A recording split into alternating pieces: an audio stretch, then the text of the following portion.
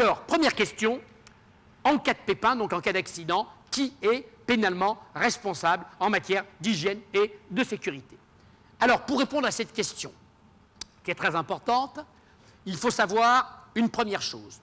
Lorsqu'on travaille dans une entreprise, quelle qu'elle soit, privée, publique aussi, ils ne le savent pas, mais c'est pareil, eh bien, on est soumis en même temps et cumulativement à l'application de 2 codes. Commençons par le code du travail. Qu'est-ce que c'est que le code du travail en matière d'hygiène et de sécurité? Eh bien, je dis toujours, pour essayer d'être le moins obscur possible, que le code du travail en matière d'hygiène et de sécurité, donc la partie du code du travail qui nous intéresse ce matin, c'est l'équivalent du code de la route du chef d'entreprise ou du chef d'établissement. Puisqu'il est écrit quelque part dans le code du travail que le responsable pénal de l'application dans un établissement des règles d'hygiène et de sécurité, je parle du code du travail, c'est le chef d'établissement. Autrement dit, le coupable de principe, on le connaît d'avance, c'est le chef d'établissement. Pourquoi? Parce que c'est écrit dans le code du travail. Donc en principe, quand par exemple, il n'y a pas un équipement de protection individuelle, il n'y a pas de document unique, en principe les plans de prévention sont mal foutus, ou ils n'existent pas, le coupable, on le connaît d'avance, en principe, c'est le chef d'établissement. Car c'est lui, je répète, qui est en haut de la pyramide de l'établissement, c'est lui qui a le pouvoir disciplinaire, économique au moins en partie, et donc on en tire une conséquence, il est en principe coupable en cas d'infraction aux dispositions du Code du travail. Ceci dit, attention, le chef d'établissement a la possibilité, et ça ressort et du Code du travail d'ailleurs et de la jurisprudence, de passer le volant, si je puis dire, à l'un de ses collaborateurs. Et qu'est-ce que c'est que cette passation de volant? C'est la fameuse délégation de pouvoir. Et donc un chef d'établissement a la possibilité de donner une délégation de pouvoir à l'un de ses collaborateurs, mais évidemment à condition de lui donner compétence, autorité, moyens.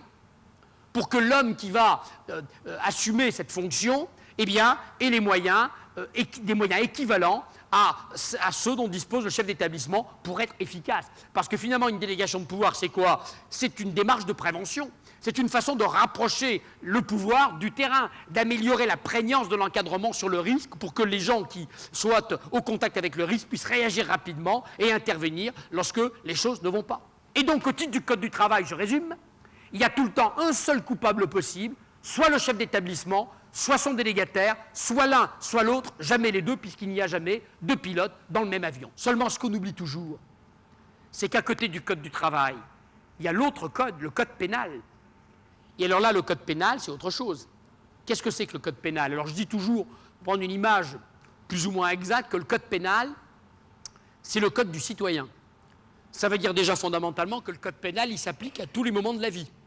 Il s'applique à la maison, au volant de votre voiture et puis au travail, même pendant vos loisirs. Et dans une entreprise, le Code pénal, il s'applique à tout le monde. Il s'applique au dernier des opérateurs comme au PDG d'un multinational. Et au titre du Code pénal, il n'y a pas de délégation de pouvoir qui tienne.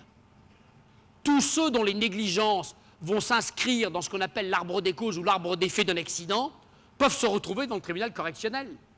Au titre du Code pénal, on peut avoir 1, 2, 3, 10, 15, 20, 30 personnes devant le tribunal pour le même accident. Je prends des trucs connus, comme ça on gagne du temps. Le meilleur exemple ces dernières années, c'est l'affaire de la grue de Toul. Vous vous rappelez peut-être l'histoire à Toul dans l'Est. Bon, petit chantier de BTP, il est 10h15 du matin. Ce matin-là, il y a un chef de chantier et un grutier. Le grutier est un intérimaire. Il est là depuis 3 jours, mais c'est un grutier professionnel. Quant au chef de chantier, 30 ans de métier, 1 mètre sur 1 mètre, un dur de chez dur, vous voyez le genre. Bon. Vers 10h du matin, notre petit grutier descend de sa grue et dit à son chef, il faut arrêter, là le vent a largement dépassé les vitesses réglementaires, il faut s'arrêter, il faut mettre la grue en drapeau, ça devient dangereux. L'autre lui dit, écoute, remonte dans ta grue, dépêche-toi, on a 2 jours de retard, il y a de la marge, allez hop, hop, hop, au boulot. Il remonte. Une demi-heure après, notre grutier descend, dit chef, ce coup-ci c'est trop dangereux, il faut s'arrêter absolument, c'est plus des rafales, le vent est constant, il faut s'arrêter, ça devient dangereux. Allez, tu remontes dans ta grue, me fais pas perdre de temps, les règles de sécurité, je les connais, mais c'est fait pour les blaireaux, il y a de la marge, au boulot. Il remonte.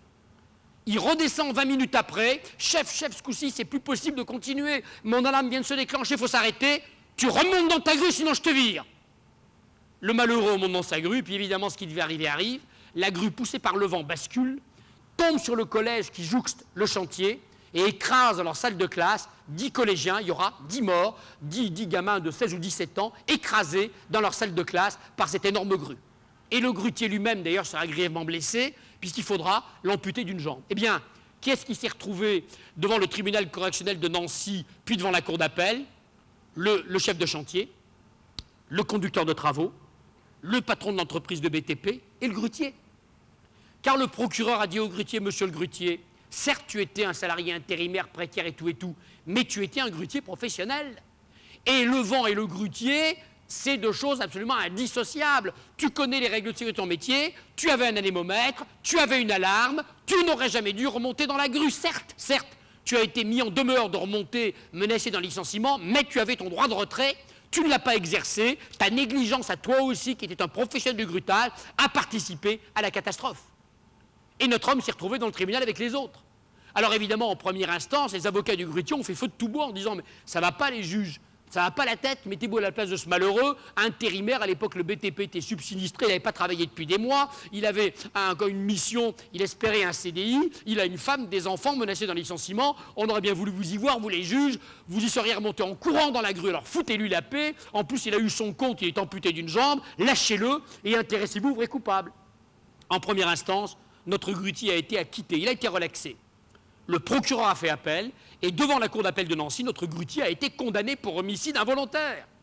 Alors il a été condamné à une peine symbolique, 10 000 francs d'amende avec sursis, mais la cour d'appel a bien voulu marquer que tout simple salarié qu'il était, et puis salarié précaire s'il en est, eh bien lui aussi était tenu d'appliquer les règles de son métier, les règles de prudence, les règles de sécurité qu'il avait appris, qu'il connaissait, et que sa négligence à lui aussi avait participé à la catastrophe. Ma première question, c'est en cas de pépin qui est responsable, je récapitule, au titre du Code du travail, c'est soit le chef d'établissement, soit la personne titulaire d'une délégation de pouvoir, risque 3 550 €.